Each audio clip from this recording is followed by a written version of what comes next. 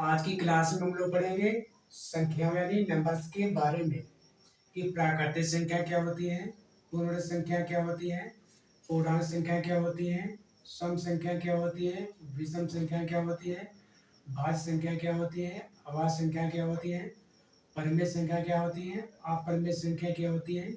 इन सभी के बारे में हम लोग पढ़ेंगे। तो पहले हम लोग पढ़ेंगे प्राकृतिक संख्याओं के बारे में कि प्राकृतिक संख्या क्या होती है। तो प्राकृतिक संख्या होती है गिनती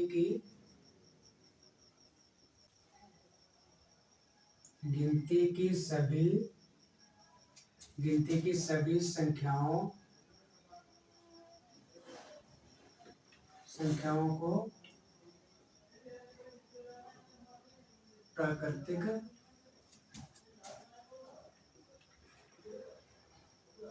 प्राकृतिक संख्याएं कहते हैं।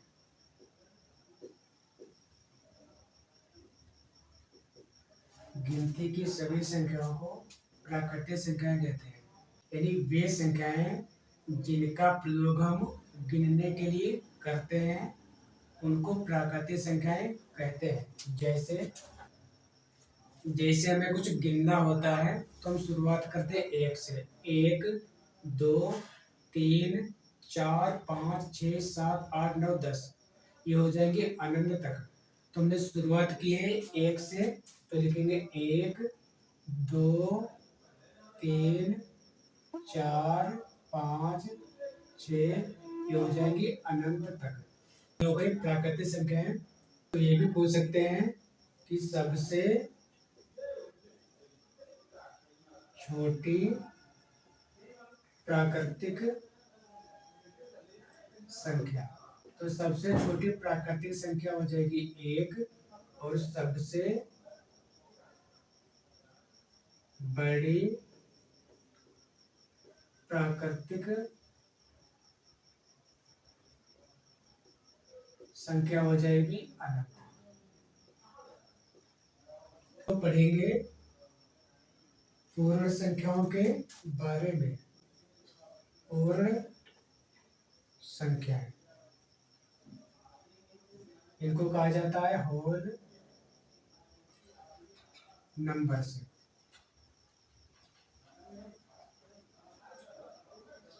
कि पूर्ण संख्याएं यानी होल नंबर पूर्ण संख्याएं क्या होती हैं उनके बारे में हम लोग पढ़ेंगे। प्राकृतिक संख्याएं होती हैं गिनती की सभी संख्याओं को प्राकृतिक संख्या कहते हैं, और जो पूर्ण संख्याएं होती हैं उसमें होता है प्राकृतिक संख्याओं के प्राकृतिक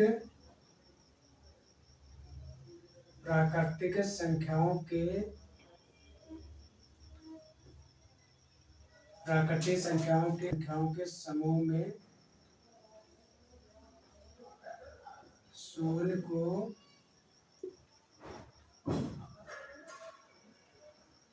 को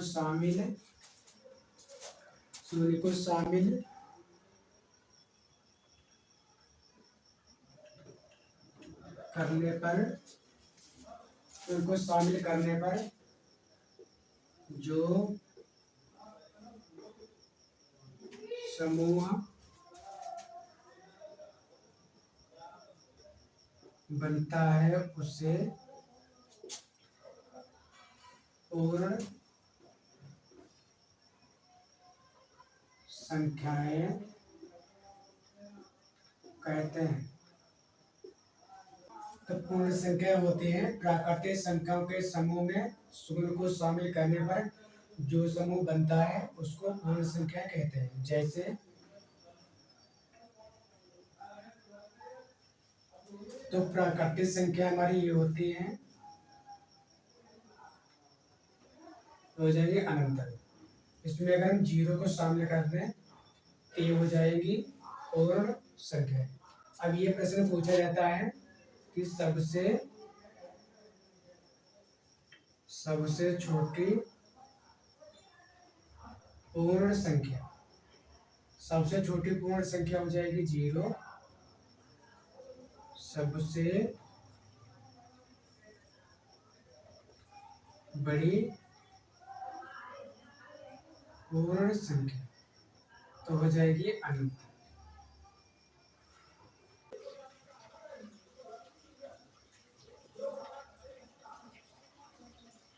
पूर्णांक संख्या को कहते हैं इंटीजर्स, इंटीजर्स नंबर्स।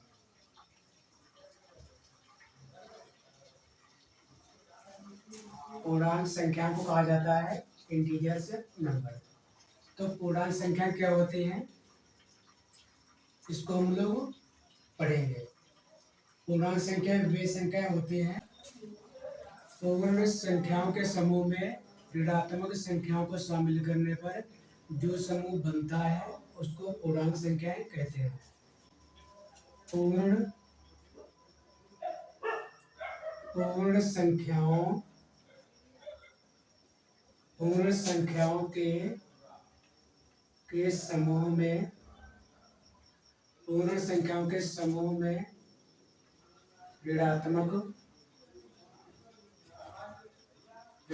यानी माइनस वाली ऋणात्मक संख्याओं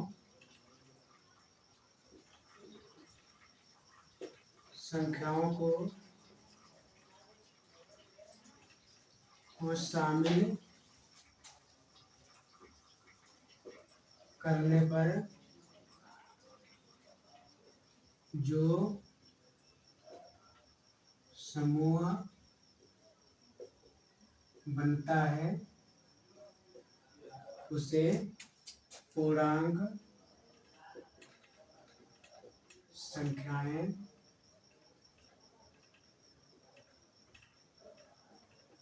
कहते हैं। जैसे अपूर्णांक जो संख्याएं होती हैं इसको हम लोग समझेंगे। जो पूर्णांक संख्याएं होती हैं बीच में होता है जीरो।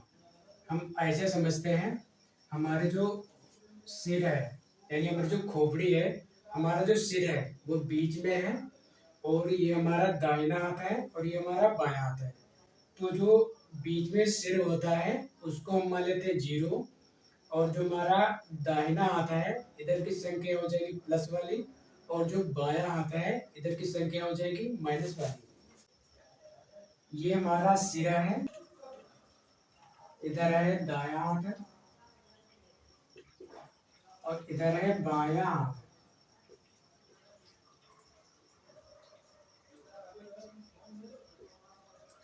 ये हमारा बीच में सिरा है, ये हमारा दाहिना हाथ इधर वाला है और इधर है हमारे बायां हाथ।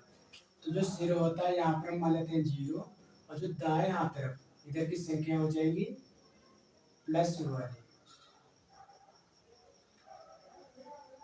ये हो जाएगी अनंत तक। तो हमारा ये बायां हाथ है तो इधर की संख्या होती है माइनस वाली।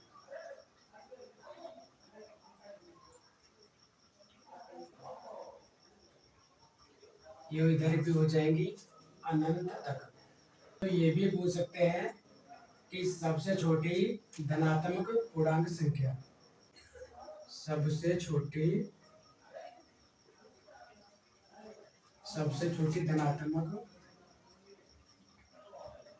धनात्मक पूर्णांक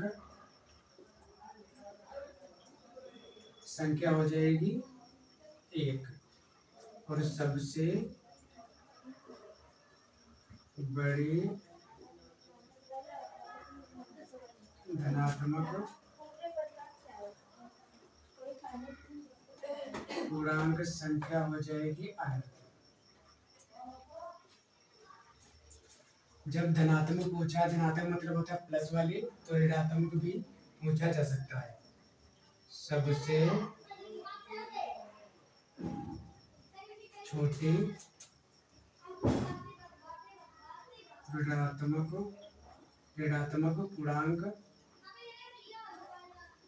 पूर्णांक संख्या तो हो जाएगी अनंत।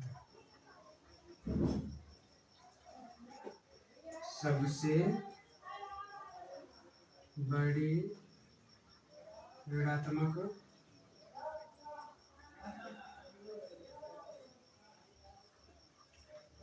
पूर्णांक संख्या हो जाएगी 1। अब हम लोग पढ़ेंगे सम संख्याओं के बारे में। सम संख्या को कहा जाता है इवन नंबर्स और विषम संख्या को कहा जाता है ओड नंबर्स। जो संख्याएं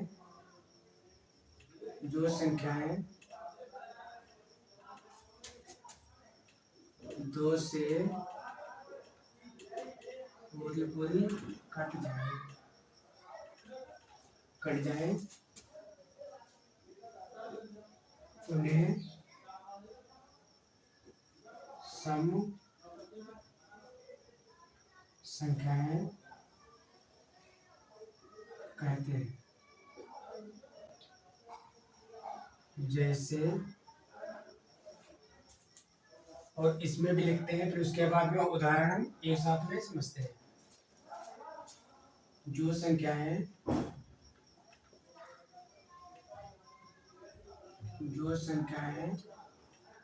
2 से पूरी ना कटे उन्हें विषम संख्याएं कहते हैं। जैसे, अब हम लोग समझेंगे कि सम संख्या क्या होती है, विषम संख्या क्या होती है। तो संख्याओं की शुरुआत करते हैं 1 से। संख्याओं की शुरुआत होती है 1 से। तो सबसे पहले हम एक होता है विषम, तो 1 को लिखेंगे इसमें।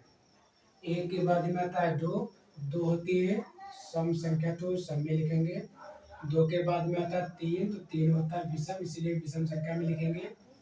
3 के बाद में आता है 4 होती है सम संख्या, तो 4 तो सम संख्या में लिखेंगे। 4 के बाद में आता है 5, तो 5 होती है विषम संख्या, इसलिए विषम संख्या में लिखेंगे। 5 के बाद में आती है 6 संख्या, तो 6 होती है सम संख्या। 6 के बाद में आती है 7 होती है विषम संख्या है, और 8 होती है सम संख्या। 8 के बाद में आती है 9 विषम संख्या होती है। 9 के बाद में आती है 10 होती है। 10 के बाद में आती है 11 होती है विषम संख्या। ये हो जाएगी अनंत तक। क्या है 11 बाद में आता है 12 होती है सम संख्या, और उसके बाद में ये संख्या ये भी संख्याएं होती है अनंत तक। सम संख्या की पहचान है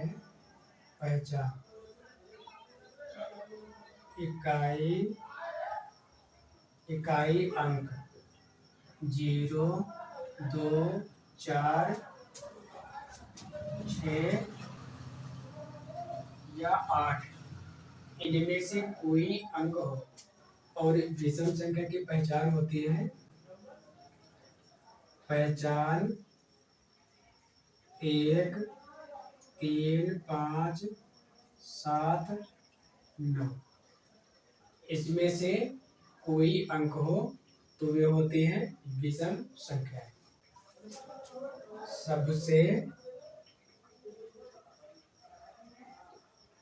सबसे छोटी सम संख्या हो जाएगी 2, और सबसे बड़ी सम संख्या हो जाएगी अनंत। सबसे छोटी विषम संख्या हो जाएगी 1, सबसे बड़ी विषम संख्या हो जाएगी अनंत। अभाज्य संख्याएं वे संख्याएं होती हैं जिनके सिर्फ 2 गुणनखंड होते हैं।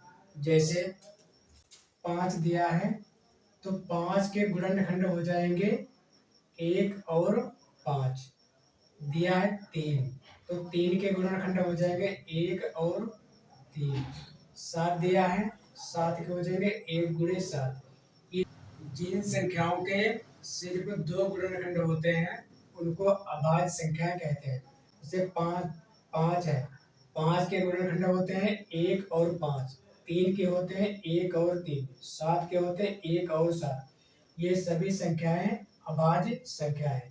और जो भाज्य संख्या होती हैं वे संख्याएं जिनके 2 से अधिक गुणनखंड होते हैं उनको भाज्य संख्याएं यानी कंपोजिट नंबर्स कहते हैं। इसी में हो जाएगा जैसे वे संख्याएं जो एक तथा स्वयं से पूर्णतया विभाजित हो। जैसे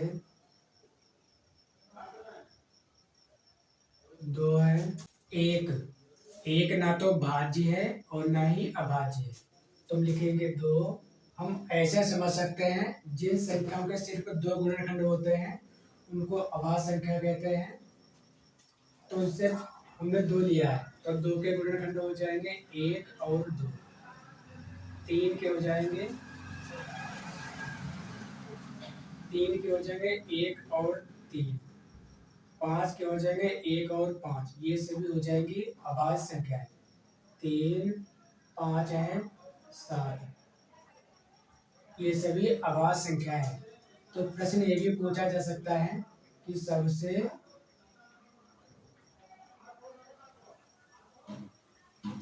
छोटी अभाज्य संख्या तो हो जाएगी 2।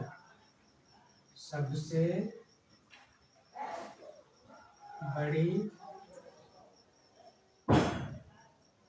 अभाज्य संख्या हो जाएगी अनंत। भाज्य संख्याएं वे संख्याएं जो संख्याएं एक स्वयं तथा कम से कम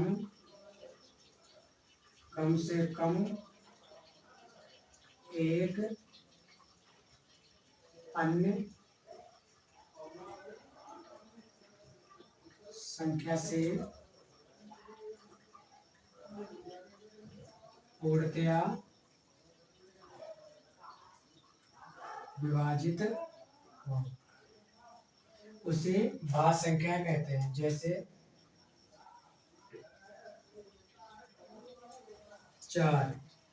4 के गुणनखंड होते हैं। हम इस प्रकार भी समझ सकते हैं जिन संख्याओं के 2 से अधिक गुणनखंड होते हैं उनको भाज्य संख्या कहते हैं। 4 है, 4 का गुणनखंड होगा 1, 2 और 4। 6 के होगा 1, 2 और 3। ये सभी संख्या हो जाएगी भाज्य संख्या। 4 हो जाएगा, 6 है, 8 है, 9 है, 10 है आदि ये सभी संख्याएं हो जाएंगी भाज्य संख्या। सबसे छोटी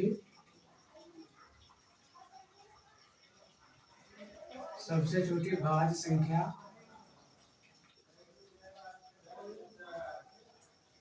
हो जाएगी 4 और सबसे बड़ी भाज्य संख्या हो जाएगी अनंत। परिमेय संख्याएं इनको कहा जाता है रेशनल नंबर्स। जिन संख्याओं को p/q के रूप में लिखा जा सकता है उन्हें परिमेय संख्याएं कहते हैं। जहां p बराबर ना हो 0 के, यहाँ पर दिया है p/q। यहाँ p बराबर ना हो 0 के और p और q पूर्णांक है। p/q यानी p जो दिया है ये दिया है अंश और q दिया है हर। q हर में दिया है। q जो है 0 के बराबर नहीं होना चाहिए। कहने का मतलब यह है कि हर में 0 नहीं आना चाहिए। जैसे 4/5, 22/7। 22/7 ये पाई का मान होता है, लेकिन ये लगभग में होता है। पाई का जो मान होता है वो पॉइंट में होता है, इसलिए उसको पूरा मान लिया जाता है 22/7। 4 इसको हम ले सकते हैं 4/1 रूट 25। 25 रूट 25 का मान होता है 5 और 0 को हम ले सकते हैं 0/1। अब हम लोग पढ़ेंगे अपरिमेय संख्याओं के बारे में। जिन संख्याओं को p/q के रूप में ना लिखा जा सके उनको अपरिमेय संख्या कहते हैं। जैसे पाई, जो पाई है अपरिमेय संख्या है। √2 इसका भी मान आएगा पॉइंट में। √3/2 इसका भी मान आएगा पॉइंट में।